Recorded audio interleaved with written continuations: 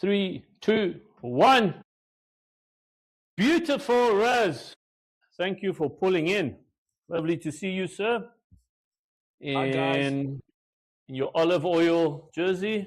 Looks like you're about to go to Saint Tropez to run some extra virgin olive oil and some other extra virgins. You should have seen my boat shoes earlier. But should have seen you. Should have seen you in the dock.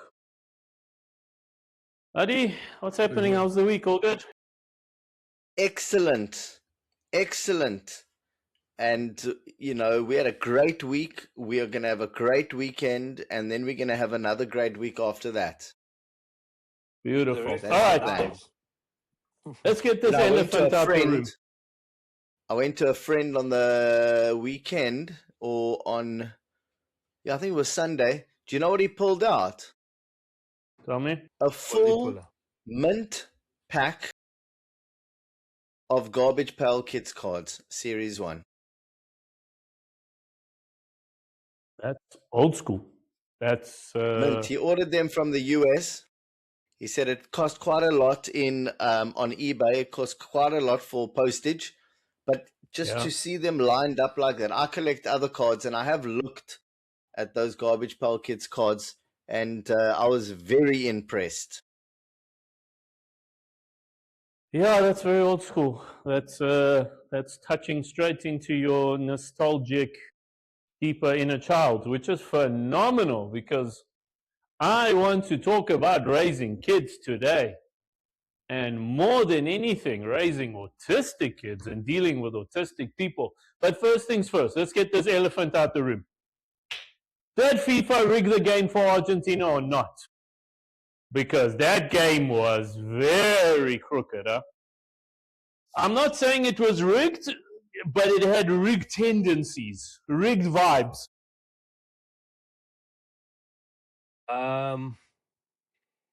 Listen, do you really want to get into this conversation? I mean, it is what it is. It's finished. The results are done. People have moved on. Oh, we got to be controversial. We want people to swear at us and tell us our opinions don't matter. Remember how Madonna became famous? There's no such thing as bad publicity. All right. I don't think it was rigged, but I think there was a bit of favoritism because Argentina is the world champions. They do have the best player in the world. The stadium was full with 90% of their supporters. And yeah, a few interesting things happened more in favor for Argentina than anything. I just don't understand how they can have a what's it called when you tackle somebody, a foul. I don't know how you can have a foul like 4 minutes before or 2 minutes before, right on the one side. Why not call the foul immediately? Because what happens is that if something happens where someone is bumped, because this new rule that they've instituted where at any moment you can go back in time to a bump that happened. Because what happens because the bump happened on the other side of the field by the goalpost, but what happens if the bump happened 10 seconds before that near the halfway line? So halfway line bump wasn't called. Then it goes all the way to the Argentina side where there's a bump, not called. And then they go and they score Egypt on the other side. And they go, hold on a second, guys. There was a bump that happened a while back that we need to call. Because if that's the way that you play it, then you're always keeping that sort of cheat card in your pocket to say, oh, hold on a second. Something happened a little while back. We have to go back. I've never heard of a situation because that just opens the whole thing up to cheating completely. Because at any point you could say,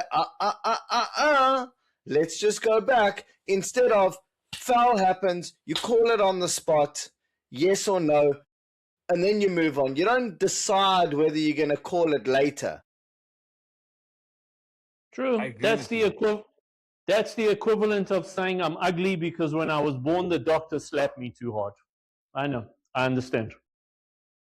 It's 100%. exactly the same. It's exactly It's the the same thing. exact equivalent of looking for excuses way back which are redundant to the current situation at hand.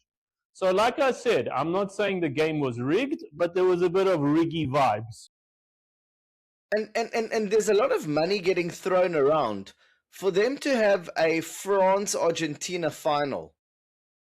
Will take the advertising and will take the whole thing 50 times greater than if it was, let's say, a Cote d'Ivoire South Africa Egypt. final, for example. Cote d'Ivoire, Egypt. Let's say they gave Egypt a chance. Cote And d'Ivoire, Egypt, whatever.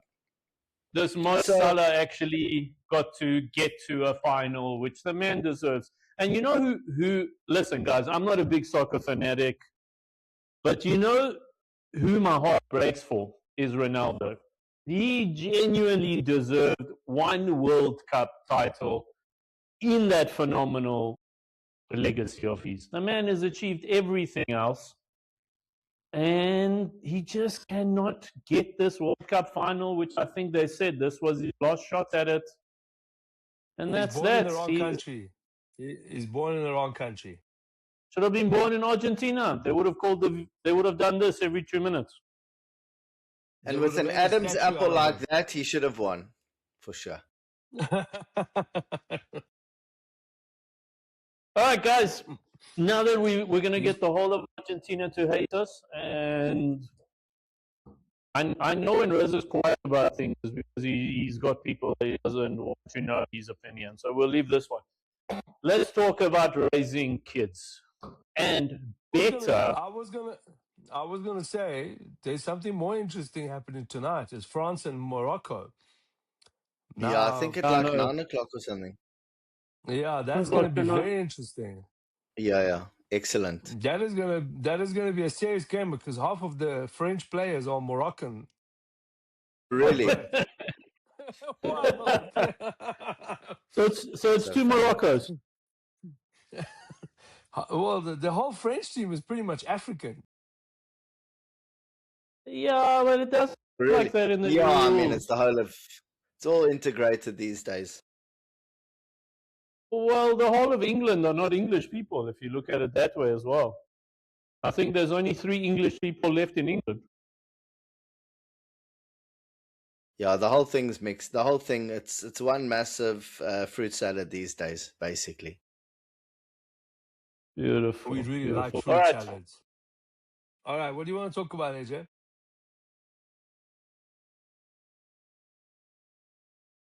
And maybe this is my VAR moment where I'm going to call some files from many years ago. Raising an autistic kid. First of all, raising kids is hard enough. Having one autistic kid, for me, is the same as Adi having 5. It balances out. But more than that, what I find funny and phenomenal these days, and maybe we were just born in the wrong era, everything is now excusable for everything that these kids do. And if the core essence of my son has autism would come from me, would fundamentally mean that I, growing up, would have had autistic traits, where my kid gets the birth of every advantage that he has, of everything that he does is because of his autism, when everything I did was just because I'm a dumb fucking kid that would just catch a backhand. And how the world has changed now. Has the world become more sensitive to fundamentally justify and make excuses for people's behavior? Because that's become the essence of social media. Nobody cares about accountability. Everybody is faking it till they make it. Therefore, the whole labeling different things and how gluten now apparently has been killing people for decades. Meanwhile, Spartans drank milk straight out of a cow and went to battle for 40 days with 300 Spartans, and it did nothing to them.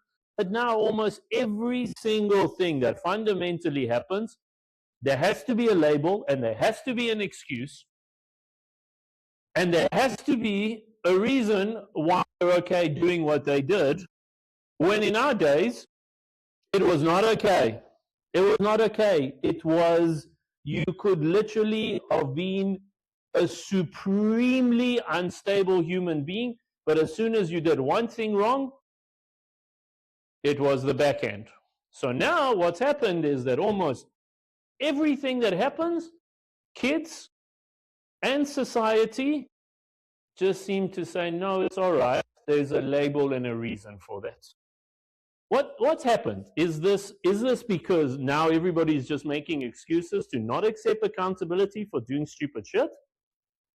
Or is there something that we should go back in our history and call the VAR system from when we were a kid and say, Jesus, how many times where I did certain things, if the world has just understood that I was dealing with something in the moment, would I be different today? And would I have not had to go through so much as I did? Reza, I'll let you take it first.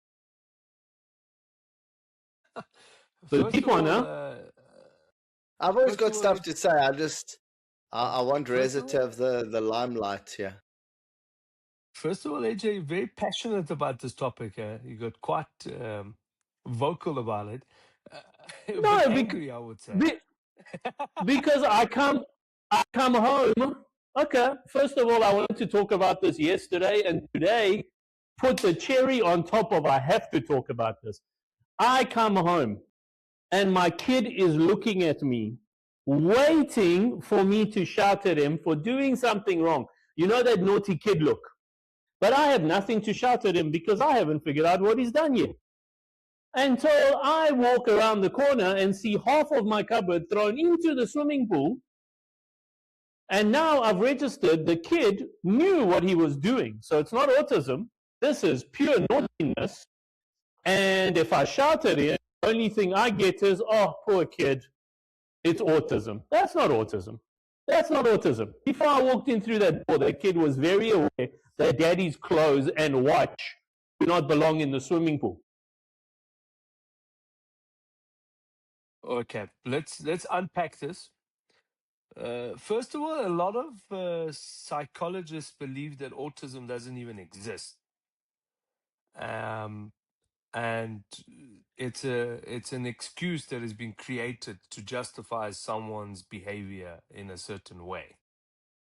Now, to go back to what you were saying earlier, has the world changed? Yes, the world has changed. The world has become a lot softer. Um, Human beings are making more and more excuses, which is part of human nature, because shifting the blame is a lot easier than taking accountability and accepting the fact that you are doing something wrong. It goes back to what Donald Trump was trying to do, where he was saying that there's only male Whenever I hear and Donald Trump, females. I have to do this. You got to So salute, you yeah? said it sounds like instinct, you know? I Well, was it goes wondering back why to this what he like is was. saluting, yeah?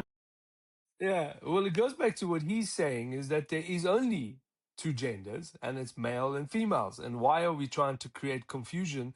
And why are we trying to create complication for our kids, which is something that we are trying to do?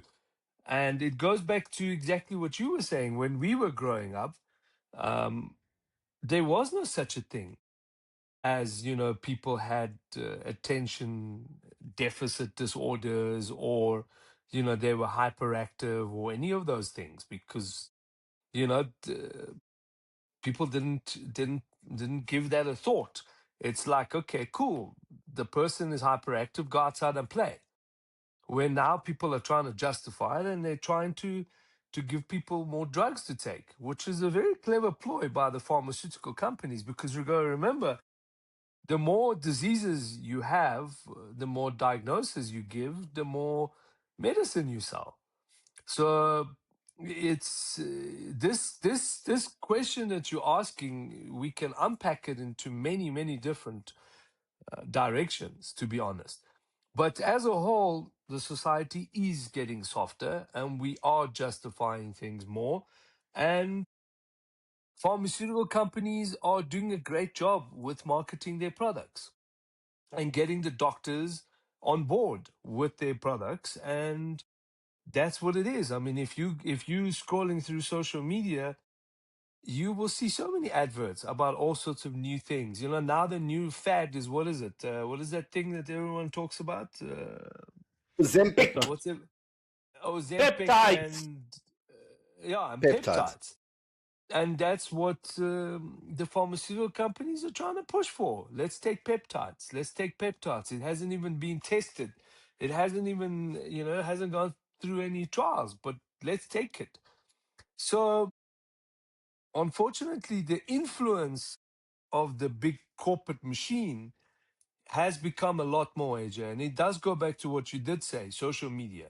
So the social media is allowing the big corporations to influence the decision making processes, but they're doing it in a lot more clever way.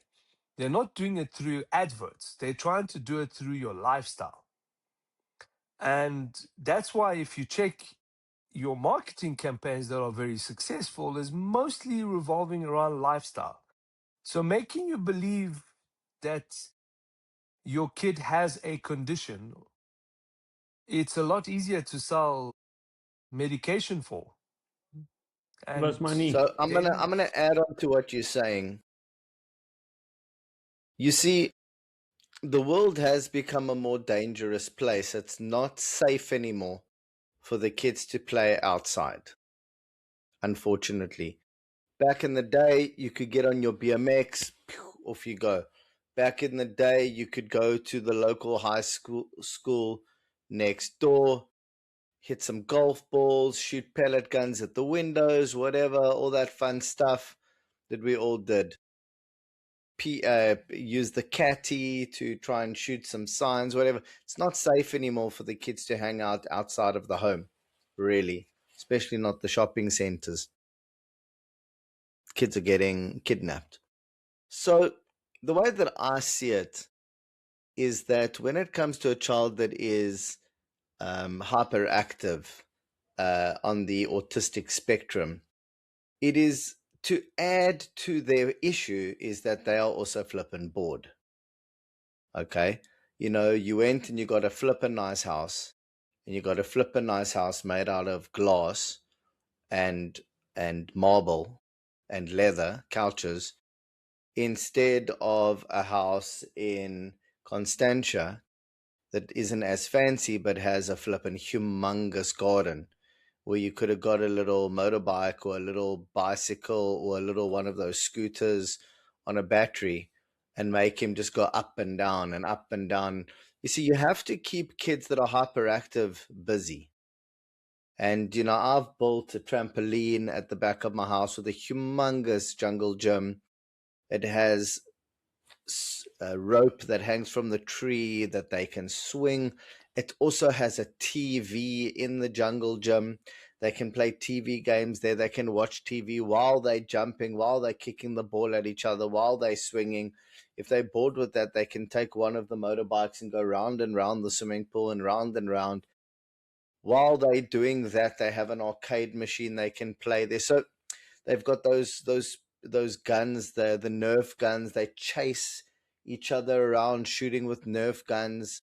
So what happens there is that hyperactivity has a channel outlet. And what will happen is, as the child grows and as the child matures, he will find something to do that is sporty, something that is fun and active, instead of being cooped up inside, okay, sitting on the couch where he's not allowed to touch anything. And the best thing he can come up with is, ooh, look at daddy's neat clothes. I know what I'm going to do. I'm going to take those clothes and I'm going to throw them in the swimming pool because that's fun. So the key For him. as a dad is you have to give him fun stuff to do. Because if you don't, he's going to take your cell phones, he's going to throw them on the floor because as soon as they break, it's fun. So that's the key, is you have to mirror and match his energy and his want of being wild, because he's wilder than most. I've also got one or two kids that are like hyperactive, crazy, you know, or they're all ADHD like their dad. So the key is that you have to give them an outlet. You have to. So that's the honest answer. The honest answer is that the next time you look for a house, don't get yourself such a flippin' fancy house on the edge of a cliff. Rather go for a house that is not as fancy, but has huge On a space massive farm. and trees for him to climb. Side Yeah. note, Adi, do you know that my brother that is in the show with us decided one day that he is going to take our parents' Toyota Camry for a spin? I think he was 16 and I was maybe somewhere 13.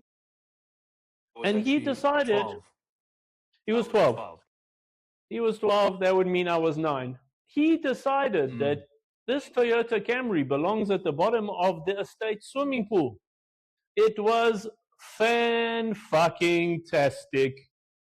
12-year-old decided to take the parents' Camry, go through a wall. You know, in most like estates, there's a wall before the pool and the wall and the fence.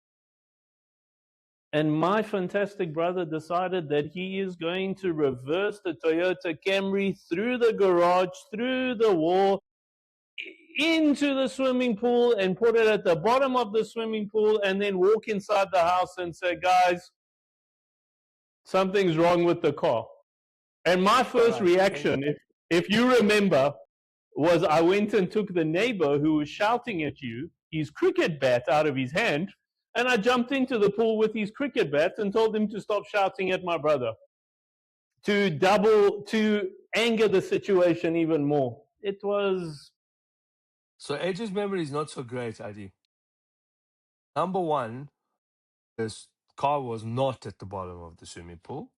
It was close, but not at the bottom. And number two, the great idea came because I had a crush on this girl in the complex, and I thought that maybe I should take the car for a spin. And in my wisdom, I decided to wave at her instead of looking at where I was going. I like how he's justifying reasons to make the situation better, just made it worse. Fantastic. Look, if she was hot, the whole situation was worth it, I bet you. She was hot, and I thought it was for a 12-year-old thing. I thought it was pretty clever. But nonetheless, that was my first accident. And it was all right. We had to rebuild the wall and obviously fix the Toyota Camry, I think it was. It was a but Camry, the Toyota I recalled Camry it. did not go into the pool. It was almost in the pool. Sitting on the edge, I understand. It was pretty much it. Into the pool. The wall that was built for the non-cars stopped the car. And you know why I know it's a Toyota Camry? Because they still drive those in the local areas in Dubai. When I was in like one of the local areas, I saw one of these old school. I saw one of these old school Camrys, and the guy gets out, sandals, relaxed. Looks like that's it. He does not need to stress about nothing in life. They love those. The Toyota Camrys,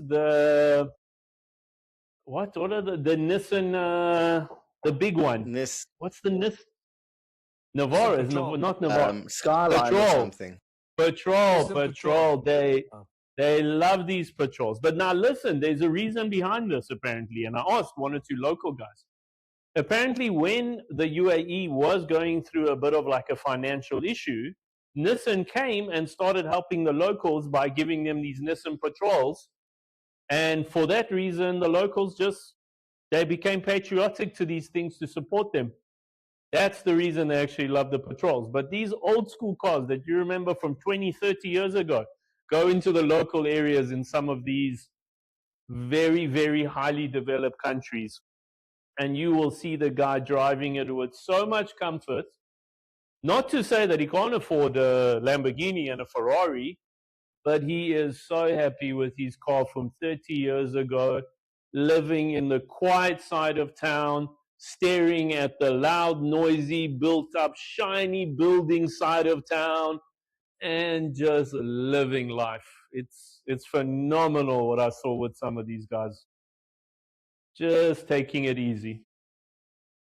So, The to moral add of to the, that, the moral of the story is Toyota Camry is a good car. So yeah, I mean, it's like in certain places like the UK and that, they love these old Mazdas and they love sort of old classic cars from the 1980s, especially if they're in like mint condition. Because what happens is in a lot of these sort of super wealthy areas in, say, the UK, where the guy can basically buy himself a Ferrari, um, the granny had one of these things parked in the garage and never used. And like when you got more money that you can buy anything, and you pull out the Mazda 323 or whatever, and that thing is mint, and you rock up in the Mazda 3 to what, just whatever they are, whatever those old school cars are, there's a lot of money that actually you can get for those old cars because they ship them over to the UK and they fix them up. And it's that kind of like very retro, Yeah. very retro, They've got old reality school noir. TV bumper, shows about this. polished, those Noir, silver bumpers. classic noir. And the guys are comfortable, eh? These guys got the money. These guys can live in one of those big penthouses there in those huge buildings with the big labels on top and listening to the fancy Ferraris and Lamborghinis going up and down. But you've never seen more content human beings living outside of those loud areas, staring into the loud area, driving the noir car, as you said, and just thinking to themselves that this is life. And I'm very proud of my country that has built that. But I will sit here and look at that. I'm not going to get involved in that. I will look at that. Do they live outside the city, sort of looking at the city? Is that how it works? Yeah, they live outside the loud areas and all of those. They don't enjoy being in those areas. They actually genuinely do not enjoy being in those areas. It's too loud, it's too flashy, it's too blingy, it's just not for them. And if you look at your life, all three of us have had very interesting lives. As you get older, the less noise, the better. And it's just phenomenal watching these guys. And they watch all those guys in the huge penthouses, buying the 2-3 billion rand penthouses. The world's most expensive penthouse in the world was in the Bugatti Tower in Dubai. It's something like 2 billion rand for a penthouse, guys. We're not talking of a house. This is a penthouse for 2 billion rand. I want you to fathom what 2 billion rand is. People don't understand how much even half a billion actually is. Like, could you imagine having that kind of money, that's what you spend it on? A penthouse. Because relatively, if a person spent that on a penthouse, think about what else he's got to have had that for a penthouse. But then the beauty, as I'm saying, the guys that are on the outside watching all of that happening on the inside, they're actually the wealthier ones. They are the I just want ones. to touch. I want to touch on like this one question, which I think does tie in with this. Okay, and we can all give our own answer, interpretation, because for some people, success is having that 2 billion rand penthouse. For other people, it's having one child and saying, wow, even though he's hyperactive, I'm grateful that he's got his hands and his feet, and he can look at me and we can smile at each other. That I don't need the fancy stuff. So the question here is, when you reach your 40s, what does making it actually mean to you? Is it financial independence, family, or something else entirely? Well, Adi, we've discussed this before. That's very subjective. Depends Yeah, on it's the very person. subjective. No, well, that's why I'm asking you. It depends on Well, the my person's one stance. values and what they value. So I'll give you my Look, answer and then I'll let you guys give me your. So for me, it is not being worried about, it's like more financial freedom.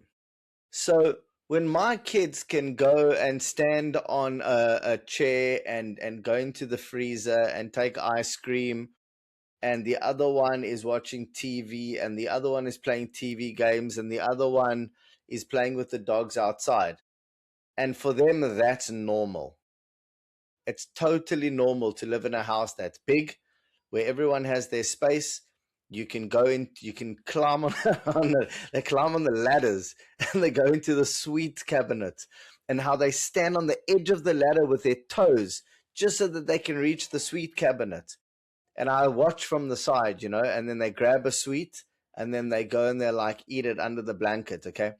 The fact that for them, that is completely normal, that we even have sweets in a sweet cabinet.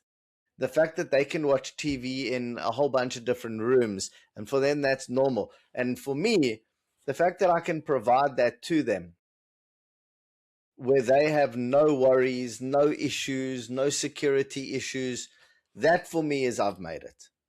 Okay, now you have to hold on to it, of course. Okay, but the fact that they see that as totally normal, where it's not normal from where I come from, to have all these luxuries. So the fact that I can provide them with that stuff, if the one wants to put on roller skates or they want to ride one of those hoverboards that goes around the pool, whatever it is, the fact that they think that that's normal and they can have that joy, and I can watch that and provide that for them. I don't need the fancy penthouses and the Ferraris and all that other stuff. The fact that we are happy and content with just that, they can sneak a cupcake into their bedroom and eat it. The fact that they have a bedroom, and the fact that we have cupcakes in the house, that's, for me, that's the meaning of I've made it. And I like It to goes say back bravo. to we've discussed this before, and all three of us came to one consensus of that it's about freedom. Money is about freedom. Money is purely about freedom. My dog and my kid are running around right outside a room that I built, which has now become my studio just for our talks. Nobody else uses this room. And except when my kid decides he comes and he makes it his studio. Don't touch me on my studio. They're running around this massive garden outside. That's the equivalent of freedom. They can have that freedom, as you said. I can have the freedom that tomorrow, if my one tooth, you see, to me, so a lot of people don't know this. Yeah, we got a cute little Teddy. We call him Teddy. A lot of people don't actually know this about my family's history. We did come with a lot of wealth, and we have had a lot of wealth in our lifetime, and we have gone to private schools and had medical aids and phenomenal cars and everything, but we've also had very bad dips in our lifetime. Very, very bad dips where I recall that my family was stressed about how we're keeping a roof over our head.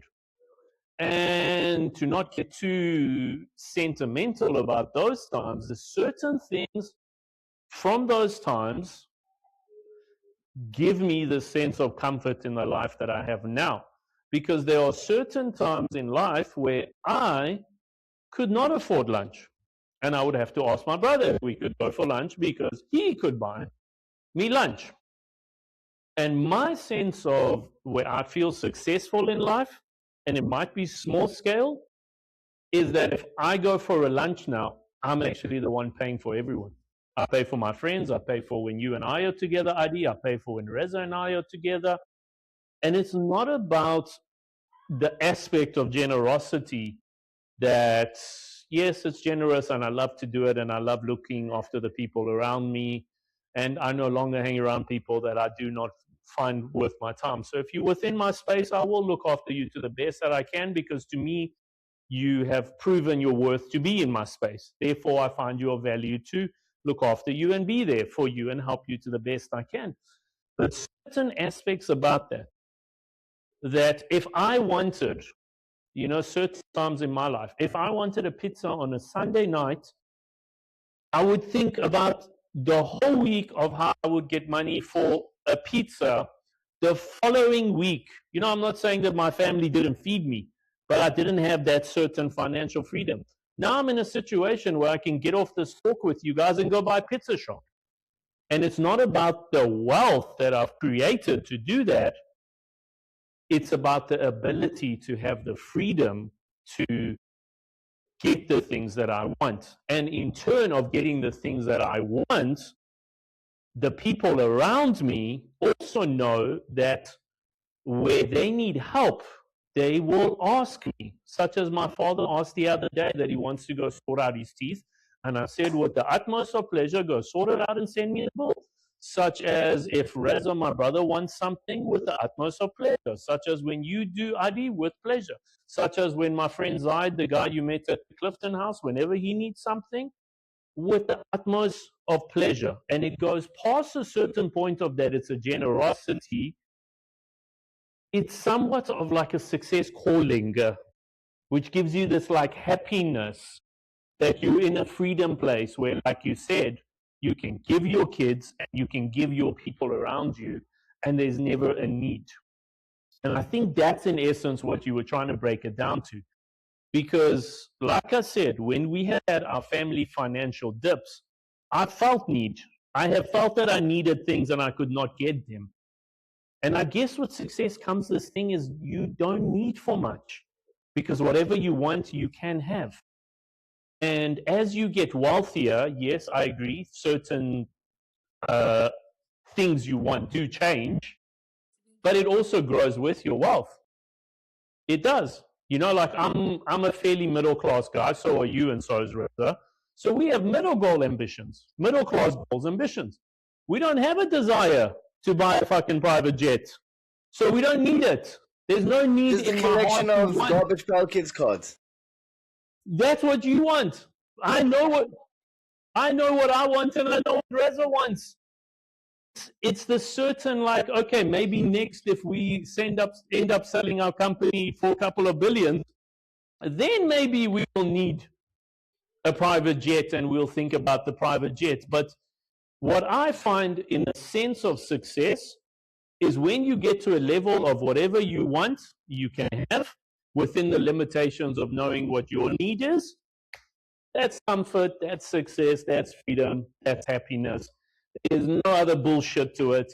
If I feel like getting off this phone call and having a fucking pizza tonight, I can afford a pizza. If I feel like fucking sending Reza 3 pizzas, I can send Reza 3 fucking Extra pizzas. olives. With extra olives.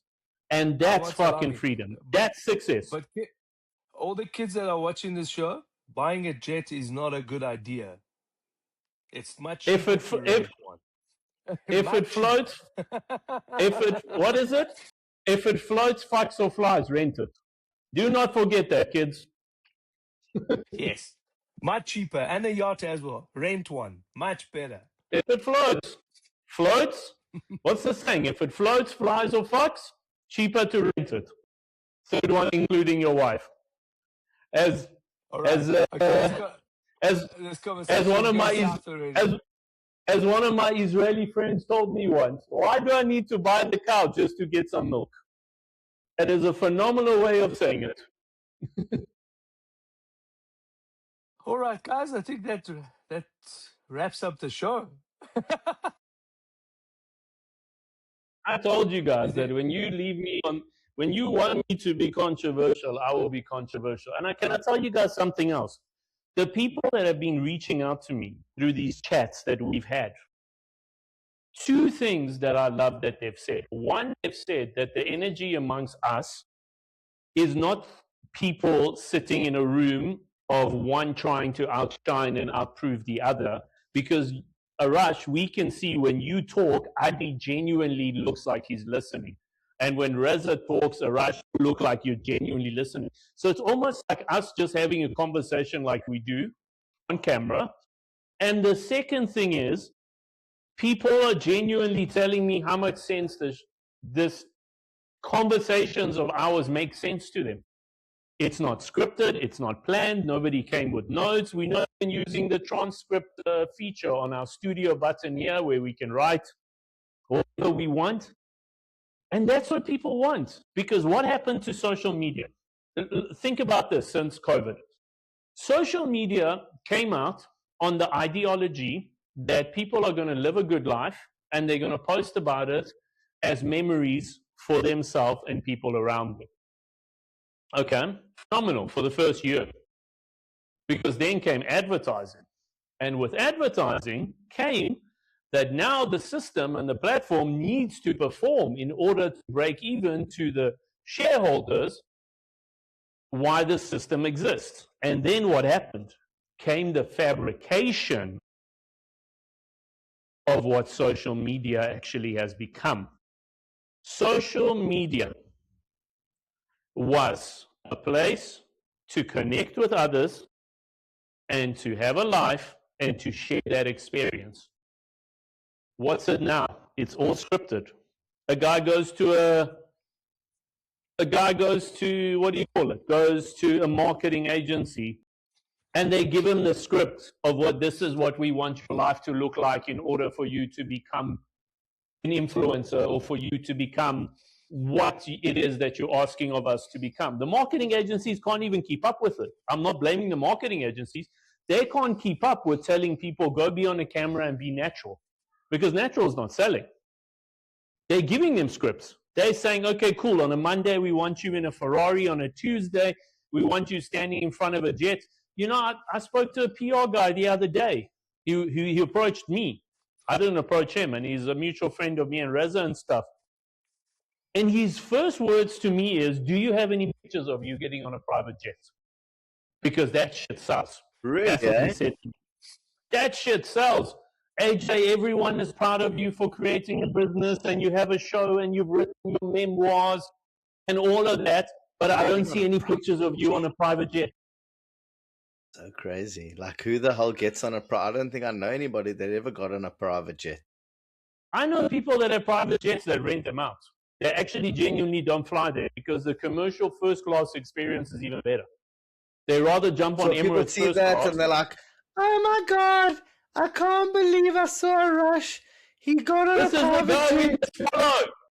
You know what it is, Can't wait Adi? for You him know to what come into town and phone me. do you know what it is, Adi? It's the person will stand in a room with two people. One will be a successful businessman that has 3 businesses and is doing well and phenomenal and contributes to the society and gives to his church and is doing fantastic things, but he doesn't have a social presence. Right? Oh, Reza's duplicating himself again. I love it when Reza does these fantastic things in our studio. There's 2 Rezas. Now, 2 people in a I'm room. getting hungry. with- Let's talk about pizza. We'll send you pizza afterwards. I told you that I've become successful enough to send you pizza, so I'll do it for you. Don't worry. Let's go back to what we're saying. So you now got 2 people in a room, in a crowd. The one guy is the CEO of a multi-billion-dollar business. And he is a phenomenal businessman, and he is who you should listen to. For every word that comes out of that man's mouth, you should swallow. And then there's a brokey in a fancy suit that has a picture next to a Ferrari. He's the final boss. And he's the final boss. This is the guy. This is the guy. This is the one that everybody must listen to, because what comes out of his mouth, he's got the suit, he's got the Ferrari, he's got the Rolex, he lives in Dubai, he's living on bank credit, but his social media is looking beautiful. He's paying credit with credit. His one credit card is financing the other credit card. Drinks what's that French? What's that green drink with a J? What's that green drink? Jägermeister. Jägermeister. Huh? Jägermeister. Drinks the Jägermeister straight out the bottle. Drinks the Jägermeister out the bottle, uses one credit card to pay the other credit card to finance the mortgage. But as long as he's got 20,000 followers on social media and sits in a Ferrari once a week, this is the guy that will teach us how to get out of the matrix. And first of all, what matrix? What matrix? I do not understand this fathom of, again, we go back to this realm of reality, of this fabrication of excuses that everyone is looking for to blame their life. What matrix? You're born, you make life decisions, you end up where you are. There's no matrix system. If you're not happy with where you are, and if you're working a 9 to 5 and you're not getting paid well enough, and you're miserable about your life, why don't you go and call the VAR system and ask FIFA to help you and go look back at all the mistakes you've made and stop blaming the matrix system? We're breaking out of the matrix. Let's listen to the guy in the tailored suit and the Ferrari, and let's pay him for his courses, and let's sign up for his subscription, because that's the guy that will teach us to break out of the matrix. That guy himself.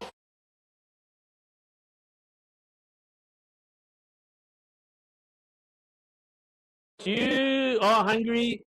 You need to get on some peptides. Catch on with the matrix and get on the peptides. Get on the peptides. You'll never eat again. Have you heard some of these guys? I think it's because people are, I think that people are not specifically looking for mentors and people that they can emulate, that they see as chivalrous and icons of ethics and integrity. Deep down, I think that's what they want. But I think what people really want is just to be entertained. And that's what I think. Is that the reason the one guy gets more followers is because people just want to be entertained. They want to see, I don't know if you ever saw a video, you can you can search for it on YouTube, Mr. Oi Oi. Mr. Yeah. Oi Oi. You got to check it out, okay? And this guy basically puts like hard banging music on. Oi Oi! Oi Giza! Yeah, Mr. Oi Oi! Come on, are you having it? And then he goes and he takes a blender and he puts all different things in the blender as well as dog shit. Okay. And then he takes the stuff that he blends and he drinks it. Okay. And it's entertaining. And that's the problem. The problem is that he's flippin' entertaining. Okay. Like insane. And I agree with you. I think it's nonsense. Where the whole thing flips on its head, is where the hot bombshell decides to go home with Mr. Oi Oi instead of Mr. Finance. That might be more boring, but can give her a great life. That's where the whole thing falls apart. Where she chose the oak that ate shit instead of the oak that was printing money. That's the problem. Okay? So what happens also is that scenario also flips on its head as well. Because later in life, once you hit your late 40s, early 50s, guys are no longer good looking, fat or thin, ugly, hairy, tall, short. That's not what they are anymore. They are either rich or not rich. Yeah, but there's also now this in-between perception of rich, because there's also the brokies that have the perception of rich. The guys living on the credit, like I said earlier. Yeah, it's a stuff up. And people are listening to these people. People are listening to these people for advice. I know people that have followers, and that same person is asked to lend money from me. And this is the guy you're listening to for advice, rather than actually genuinely running workshops. Workshops, courses, it's all sorts of things. Selling all the stories. That's nonsense. Do you know what? This is what I reckon. I don't know if we're ever going to solve it, but we must always remember to be entertaining. Do your best to be entertaining, but we also don't want people running to us. Oh, you're not entertained. You know, once back in my drinking days, I actually stood on the roof of a car and I shouted, "Oh, you're not entertained," with dents all over the roof of my car. And the following day, I remember Reza will remember this, because Reza was my sugar daddy growing up, pretty much. was when I had to try explain to insurance that it's hail damage, not from my foot marks, that we need to replace Very the roof. believable. Beautiful. The insurance company loved it, that it hasn't hailed in South Africa for about 3 years, and this oak is claiming hail damage. Yeah, yeah. It was fantastic. It was. Yeah. We still got it fixed. It's fine. But listen to me. Can I tell you something? So, in essence, what you're really saying is what they said many, many years ago in the Roman era: give them games, the Colosseums and the gladiators, and it will keep them entertained. And that's Exactly. that's what social media has become. It's become the big corporate tech companies making billions off the middle class losers that want to act like they're big deals, yet they go and work for other people in the slave system, getting the crumbs on the paycheck, and all they're looking for is the next guy to jump on and say, this is the guy we can believe that will get us out of the matrix.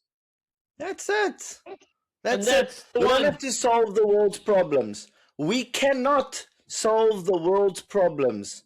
What we can do is climb onto a roof and create the best damn hail damage you've ever seen. That's it, my friend. Ever. And can I tell you something golden that I heard the other day? And this is going to stick with you guys. I see an Instagram clip coming. Go. And I quote this, and I hope the AI algorithm from the studio picks this up. I have gotten to a point in my life where I no longer care for their booze anymore because I've heard what they cheer for. And if you actually think about what that single statement says about everything you need to learn in life, it's all in that statement. I have seen the things, the mediocre, the average things that people are commenting and liking and cheering for and applauding people, things that successful people are doing on a Tuesday without even blinking. And you want me to care about your booze because I've seen what you cheer for. And that's what's become the society, and that's what's become this game of the matrix. It goes back to what Reza said. Everyone's looking for excuses to blame everything that's happened in life. And now the guy works a 9 to 5, goes to an office, has a job, even though he might be the CEO of a big bank. He makes $10 million a year on salary. Phenomenal. He's the CEO. Phenomenal. But he still sees what the real owners of the bank are making. Because if he's making $1 million, which is even below the 5% of the company expense that the real owners of the company are making their billions, and he's sad about being where he is in his life based on all the decisions that he made, and he can't swallow the pills of he is where he is, there comes the guy to sell you the course and tell you how to get out of the matrix. And of course, you're going to buy into it. You're going to buy into that course. You're going to fly to Miami and go to the life conference of the guy that's telling you, I will teach you how to better your life. And the only thing the guy does is he looks at you in your eyes and says, if you do not like where you are not a tree. Move. Yeah, or it's because your father didn't take you to baseball practice that Sunday. You must let that go. Let that moment go and phone your father right now. Right now. You don't even have Facebook. Phone your father right now and say, thank you. I thank you and I release you. And that's it. The guy walks out of the Miami seminar crying. Crying, in tears. I release you. And everyone's cheering. $100,000 to get to this conference, stay in the hotel, fly there, get a visa, came from the other side of the world for him to be told what some guy sitting on the side of the road could have told him. Phone your wife and tell her that you're gay. Right now. Release yourself. Honey, I love my friend Wallace. that always comes past to play cards on a Tuesday night. We're not actually playing cards. We're not actually playing cards in my room. And that's it. And that's the Bible story. And that's what they're selling to these people. And that's the matrix. And pay me $10,000 an hour, I will teach you how to break out of the matrix.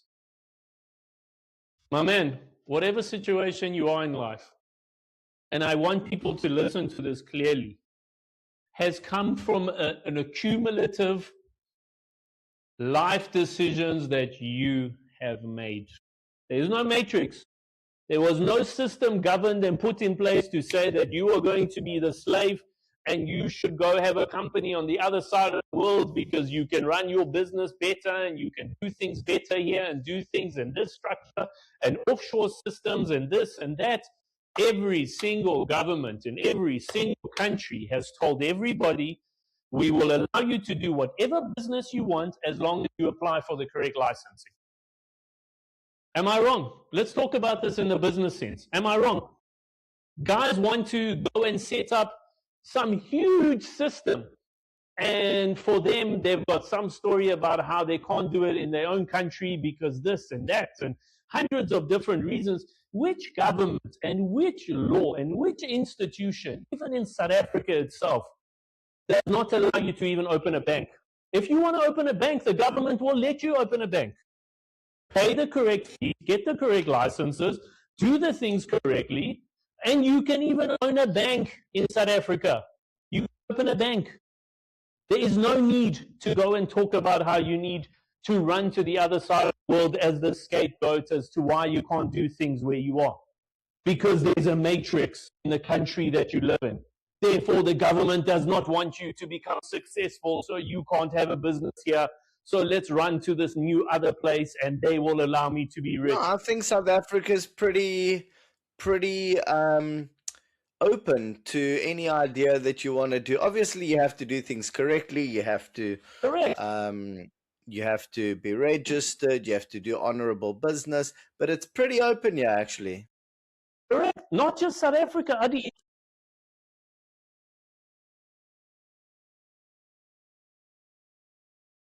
Got to suck dick, boy. Got to. You want to be successful? Got to suck for the. You got to make sure those kids have got sandwiches, boy.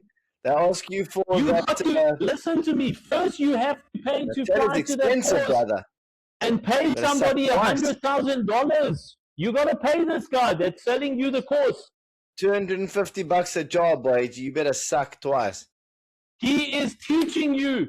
He is going to charge you phenomenal money to teach you how to break out of the matrix.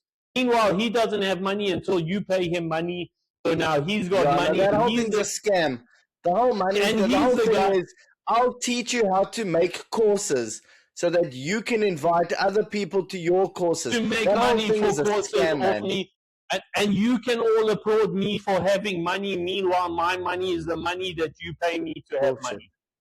And these idiots are listening to it, and they're buying into this bullshit.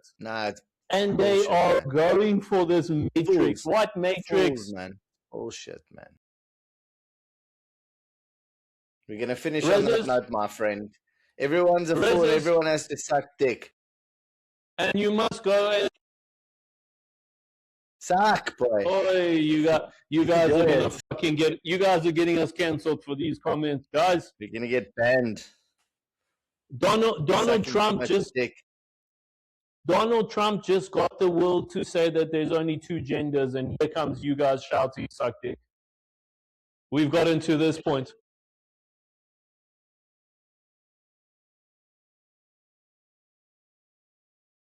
That oak's hungry. I'm sending you a pizza. Goodbye, and remember, do not care for their booze, because you have seen what they cheer for. And that's the lesson of the day. And don't forget to like and subscribe.